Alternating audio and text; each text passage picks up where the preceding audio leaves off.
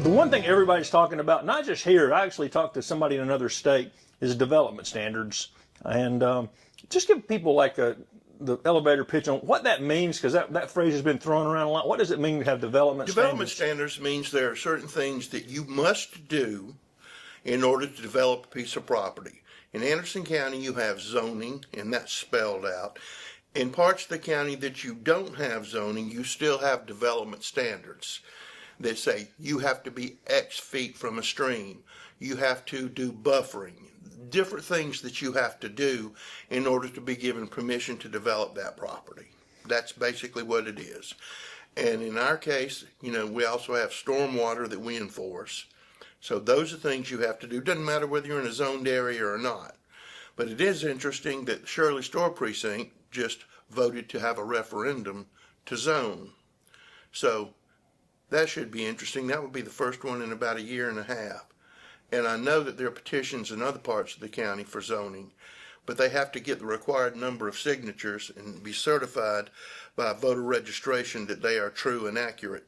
And I know Shirley Store has already been certified accurate. So they'll have an election in that precinct, and so we will see what happens there. And that's something that's just started to catch on. People realize they can do it, and they can do it pretty fast if they have everything. You can do it very fast if you have an organized group, and we while we cannot advocate against or for, we can go in and describe what will happen, how you do it, what are the steps, and all of that. The last one, like I said a year and a half ago, was up on the lake, up around Double Springs area, up in that area. So I think you're going to see more and more of that. But it's really the only way communities can protect what's being built around them, right? Well, it is one of the ways, but we have development standards on places that aren't zoned. But you could say in a way that's baby zoning. It's not as full tilt. But if something says single family residential, well, that's what's going in that zone, single family residential. So yes, there's more protection if you're in a zoned area. It just is. And since last time we talked, county council's approved bringing in a consultant to help rewrite the development standards in ways that everybody can understand, and like every citizen and every developer. Every citizen, put them in one place. They're also going to be updating rules and regulations and bringing best practices to us. They've done this many, many places, so they're bringing a whole lot of expertise and a whole lot of different partners to the table on this. We had meetings last week with individual council members and council members 2 at a time to just talk to the consultant about what they saw, what they wanted, what they thought. We also had a number of stakeholders, just people from various parts of the community, not affiliated with any government, from all walks of life, to come in and talk to them. Now, there'll be a whole lot more of this that will take place because you're looking at a 2-year process. That doesn't mean that changes won't be made, because if they see something that they can fix now, they will certainly suggest that. But the goal is to have a land use development ordinance book, and it will be neat, clean, in one place with illustrations. So we think that's going to be an improvement. And correct me if I'm wrong, but it might be the first time it'll be in understandable language for everybody. Yes, that's one of the goals. And in one place. And in one place. I know since when county council, going all the way back to 2011 when the Parkway was being planned, that's sort of the thing now, that the Parkway always got special consideration. But the fact that the city's voting to start a development out there, the county can't do anything about it, right? No, under state law, if they follow the rules for annexation as outlined by the state, then they can annex that property. But at the time when Francis Crowder and others were planning that, they talked to property owners out there, and they gave them at least talked to our property owners out there and had a series of meetings and discussed that this is what it was going to be. The county council voted that the only way it could be changed by the county was with a supermajority, which is not 4 votes, it's 5 votes to do any change on the Parkway. And that's the way that we hoped it would be. We are responsible for the maintenance of the parkway. The county is. We do that. When you see them out cutting grass, when we're working over there at Francis Crowder Park, that's the county. So, I mean, that was a special place, and it needs to remain a special place. And one of the council members just wrote something asking them to reconsider. And the people ask this question, but I guess it's finances. The county can't afford to just buy that property and make a park or something. It's too expensive, right? No, we can't afford to buy that property. I mean, ideally, people could get together and put a park in out there or something, but that land's pretty pricey, especially as you get closer to Concord Road, where everybody's really concerned. It's very pricey. Speaking of pricey, and although it's not been as expensive, I think, as maybe originally thought, the construction here at the historic courthouse goes on, and you said this may go on through the end of the year? Oh, it will absolutely go on. I mean, where we're sitting right now, if the camera, you'll see somebody walk by, and we're on, in essence, the third story, and you'll see somebody walk by. Today, they're not using jackhammers, but they have to replace the mortar and all the bricks. And so that it is painstaking, tedious work, but you have to do it.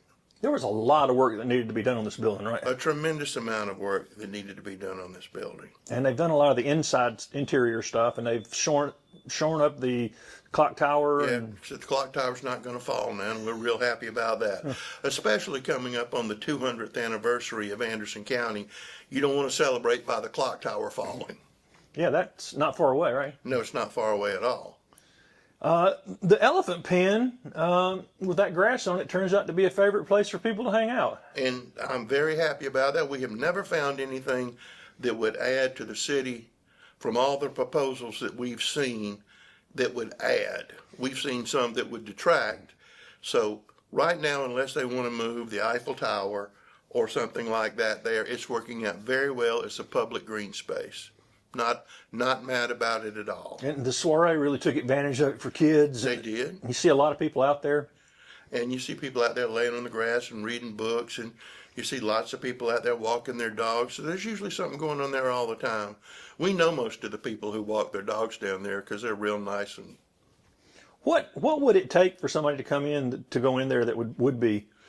it would have to be something that would change the whole feel and vibration of the city. It would have to be, because they're not going to make that again. And after all the money that we've spent here, and this thing's been here since 1826, we're not moving. I mean, the county, not me. So, it would have to be something really good. And like I said, we've seen a lot of stuff, and none of it popped. None of it popped.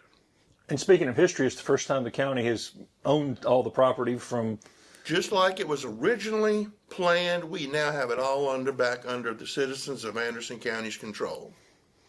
And the other thing council has done since last time we met was they continue to work with local groups in an effort to improve the homeless challenge. This past month, the county agreed for code enforcement to work with Hope Missions on this issue. How will that work? Well, basically what it is, it helps us with population and where they are. And while we're enforcing codes, cleaning up, making sure everybody's healthy and safe, but also abiding by all the laws, that we can connect them with some of the services that Hope Missions provides. Most people think the only thing that Hope Missions does is provide breakfast. That may be the smallest thing they do, because they have job training opportunities, they help you find houses, they help you get all of your missing medical records, your social security number, any funds that you are legitimately entitled to, they will help you get those. And if you can't be placed in a house, they'll try to find assistance for you where you can find some place to get off the street. And eventually they're going to have that transitional housing at the old mill site over there? Absolutely. We're working very hard on that. One of the things that you and I talk about a lot is companies come and companies go. And we lost Orion Rugs is ending their rug manufacturing, although they're going to continue the yarn business. They said it was doing pretty well. That's a long-time employer in Anderson County, and just another reminder why you have to keep chasing economic development. One of the first projects I ever worked on was that on Orion Rugs. And one of the funny things, if you see that water tank out there, that water tank is owned, half of it's owned by Orion Rugs, and the other half is owned by the water company. Because we put those two together so Orion would have a good supply of water, but the water company could also benefit. So, yes, but that's what people say, well, we have enough jobs. But you never know when somebody's going to close up. At one time, everybody in Anderson that wanted a job at the textile mill could get a job. But they all went away. Every last one of them went away. And now you have this closing, and you're always going to have that. Just because you're there doesn't mean that you're going to stay there forever. Technology changes, markets change, all of this stuff changes. So you're always trying to make sure that you have enough jobs for the people in the community, but you also want to make sure that you have a varied economy, because you don't want all of your eggs in one basket, because that never, ever works. And Anderson County has a solid manufacturing base, and that manufacturing base is going to continue to grow. We have some very exciting things now that pay lots of money, that will allow people to stay here and to thrive here and to buy a house, buy a car, take care of their kids. That's the whole goal. That's it in a nutshell. And people say, well, you do fee in lieu of deals. Well, the reason you do fee in lieu of deals, in the Constitution of 1898, they put the thing so high for industry to keep industry out, so they'd have people to work on the farm. This is true. I'm not making this up. So in order to be competitive, we do fee deals. We make a lot of money off of fee deals. Lots of times that land was either in agricultural use, not being used for agricultural use, but in agricultural use. So we always increase the amount of money that's coming into the county. But it also, and it's always been this council's thing, it's not to gouge companies, where their idea is to get the jobs so those people can prosper, not to make the county fat and rich, but to make sure that there are enough good jobs for people in the county that they can go get those jobs here. And those people that went to high school here and those people who went to college here can stay here if they want. And naturally, you're always going to have some that move somewhere else. But it's always amazing to me how many of them come back. And y'all intentionally spread the manufacturing over a lot of different fields. Of one, like if automotive went under, let's say BMW left Greer. If that happened, you got to have something else to do it, and that's what we look for: different things that will fit in our area, and also to take advantage of the opportunities that Clemson provides and the opportunities that AU provides. They just had their first graduating engineering class. I happen to know one young man who just graduated, and boom, he's already got a job. Life's good. All of this works. It's not we're just going to do this and just going to do this. It's all of a set piece. And you were saying y'all were working on some other potential announcements. You got anything close? Or? Yeah, we've got several that are real close, that are different than things we've had here before. So the economy's pretty good. There are people still looking to come and open places? Yes, there are people still looking to come here. People still looking to come here. The county recently opened a new mental health office, nice location, nice building, and they instituted the digital signature for probate and mental health cases. Why is it important to have a good facility like this, and why is it important to have that digital signature? Well, it's very important because what it allowed, in the past you had to go through a very, very long process to do this, to get somebody the care that they needed. I mean, by that time, they could have committed suicide, they have run away, or something like this. This speeds up the process so that people can get care as quick as humanly possible. And we love the new mental health facility. The director out there she is a ball of fire and has a big, caring heart. And we were happy just to help her with little things to help her realize her dream. It's been a long time coming to get an upgraded mental health facility. Absolutely, it has. And she pulled it off. The South Carolina Senate recently sent a bill to the House that does not include any earmarks. How could that eventually affect the county or the small towns and cities around here? I think there's a misunderstanding about earmarks. Well, they quit calling them earmarks. They called them directed spending. But the House and Senate agreed that they weren't going to do that. Directed spending. That's money that can go for special one-off projects. Well, what have you done with that? Well, let's see, we just opened up the airport playground. Thanks to Senator Cash, we were able to do that. Most of the improvements at Dolly Cooper Park have been funded with earmarks. Every town has benefited from earmarks. That money is going somewhere. It is our job to make sure it comes to Anderson County. But this year, there are not going to be any earmarks. And so nobody's going to get any of that. They're talking about the possibility of creating a competitive grants program, but that's not going to happen this year. And we had a whole lot of requests in to House and Senate members. And until that happened, I think we were in pretty good shape to get all of them. Will that impact the county budget? Yes, it will. Yes, it will. Talking to the mayors around the county, though, they were talking about how important that had been for their infrastructure, too. It's been really important. Oh, yeah, it has. This is not money for pork barrels, they used to say, projects. This is... No. Did some people use it for pork? Every one we ever got, you can go touch it and play on it or flush it or something like that. Like you mentioned the parks. Where else could that source of revenue come from? I know there's always been talk of hospitality tax. That would replace it, but I've got no plans for that now, right? No plans for that right now. What we do have is the accommodations tax, a tax on hotel rooms. And as fast as we're getting new hotels, that pot is beginning to grow.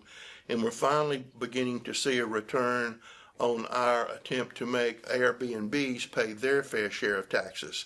So that's coming along. Actually, that's actually sped up a little bit because the hotels see that as unfair competition because it was unfair competition. So hopefully we've leveled that playing field. That's been a long time coming. Yeah. I've been working on that for years. Yes, and it's in play now. The county is also planning to put forth a referendum in November to ask citizens for a 1 penny tax for roads. Yes. Got the commission in place.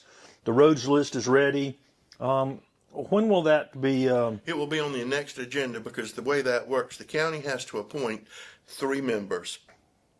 And then within 30 days, the city has to pick 3 members.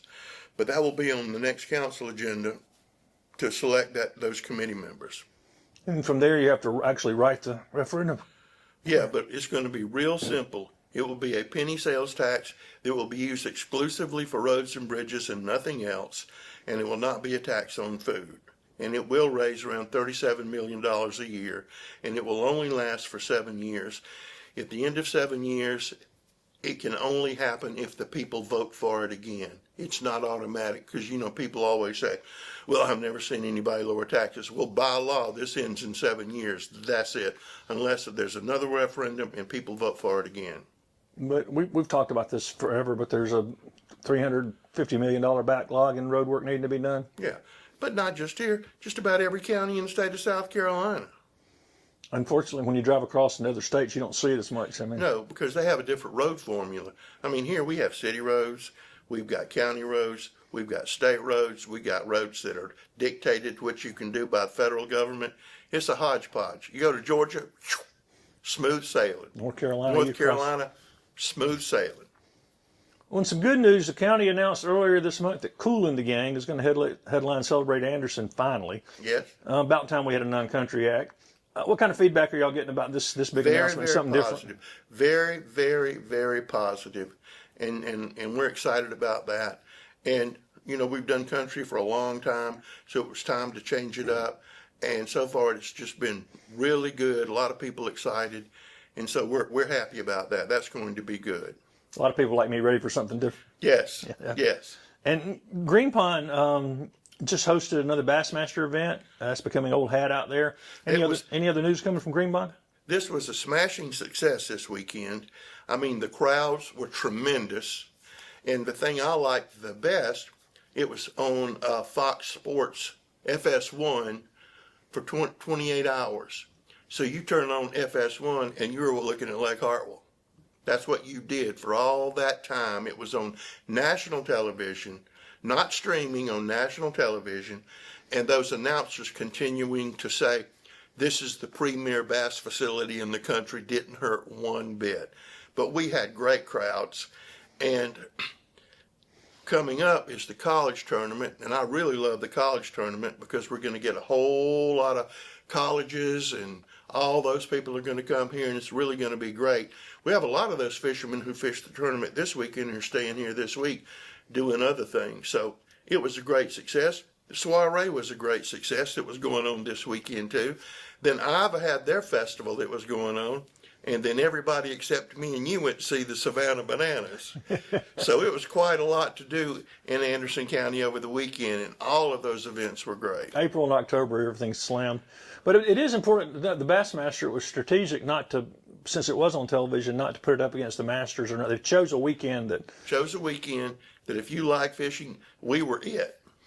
Out at Green Pond, is there any other talk about entertainment in the amphitheater? Is all the electronics in place for that? No, we're still working through that. As a matter of fact, we had a meeting on that this morning about some lighting for the amphitheater and speakers and some new television cameras, but we talked about that early this morning. But it's progressing. Really great potential with that view and that stage there. You could put build a little. If you watch Channel 4, they can take shots from Green Pond now, but they're not perfect shots. So we're going to put another camera and just give them more opportunities, or anybody really opportunities to see different views of Green Pond. Grab a feed from there. Yep. Well, that'd be handy. A lot of people would like to see that. Yes. See what's going on out there. I was reading this thing today that there's in Finland, I think, or Norway or something, where they have a camera on a moose, and people watch it for hours on end. Well, they watch like a giraffe. Well, at one point, you're talking about having a courthouse cam so we could see the square all the time. Yeah, and I still want to do that. I still want to do that. Keep that in your But I got to make sure that we get the tower completed before we put up that. I got you. A couple of years ago, the county did a study on all the parks. After that evaluation, what's the current state of maintenance and what else needs to be done? We still have a lot more to do on that, a whole lot more to do on that. But we're catching up and we're making progress on there. Hurricane Springs ought to be put back here pretty quickly. We're adding more stuff at Dolly Cooper. The airport playground's there. Wellington's a place that I want to put a lot of emphasis in. Some of the other parks, some of the parks that aren't as large. And so we were talking about that. We were talking about that today because we've got to find a place to plant an elm tree for the 250th anniversary of the American Revolution. We're trying to find a safe place to go plant that tree. It hadn't come to us yet, but we're going to plant a tree, and all the other counties are going to plant a tree for that. So of course, at the Civic Center last week, not this weekend, but last weekend, they were giving away trees. If you signed up, they were giving away trees. And I will say this, with all the stuff that was going on in Anderson County last week, the craft market, Sharon Nicomito's craft market, it was slammed. You had to turn sideways to get in there, and that was really great. There's even a little produce there. There was a little, and there were squash pickles there, which I happened to get. You got your pickles, and also they had a lot of plants. I noticed. A lot of plants. And you mentioned Dolly Cooper. This is the first time the Saluda River Rally and Rhythm on the River will be a single event. Yep. Why was it made a decision to do it all at once? Well, because it will be more activity on one day, and the county doesn't have to mobilize 2 times. And we're taking over more and more of doing it because they had a wonderful citizens group who's still going to be involved. But this way, with our trained event personnel, we can set up and do that one day and take care of the river people and take care of the activities up on the hill. But I think also there'll be a relationship between the two. You can get out of the water and go up there and do something else, go listen to music. I think it's going to be great. I think it really is. And I kind of look at that as our Celebrate Anderson over there. So that's kind of what that is. It draws people from all over, too. That's the It does. I mean, if you swim across the river, you're in Greenville. Any other news from the Saluda River? Any updates on Piedmont Park? No, we're still going through the process on that, but that hasn't slowed down any. People in Piedmont have been doing a whole lot of work over there, cleaning up a lot of stuff. So that's going to be great, but we're working on that now. Things don't go as fast as I want them to sometimes. How about the Lower Mill property at Pelzer? Still working on that. We've got a few things, governmental things that we have to do to get through, not us holding it up, and then we will have possession of that. But you will know that we've gone over there and did a massive cleanup. Yep, I've heard people talking about the cleanup. And so we did that. And so we're continuing that effort. We're working on a historic preservation grant, the big mill office up there. We're working on that so we can stabilize it. And somebody one day is going to do something fantastic with that, because if you saw in Greenville County, about 10 miles from Pelzer, it's where they're building that zillion-dollar golf course that cost $250,000 to join. Stuff's happening right there. And that river property there is just prime for the future. And that area will really be transformed if something big comes in there too. Yes, it will. And I guess that kind of reminds me of the rest of the mill sites around the county. I guess still working to this. Where are we at on Equinox? Equinox, we still have some more stuff we have to jump through, but Chicola Mill's coming along really, really good. So we're almost ready to start doing work down there, the cleanup work. As we sit here, we're about 200 days away from the Christmas tree going up. Yep. The week before Thanksgiving. Yep. And what are the plans for Christmas this year? Well, it's growing. It's in the greenhouse, in the world's largest greenhouse, and it's growing. Are we still on the 5-year plan to reach the Rockefeller Plaza height? Either reach Rockefeller or surpass it. And I get mad they don't light it up, Rockefeller Center. They need to light it up early.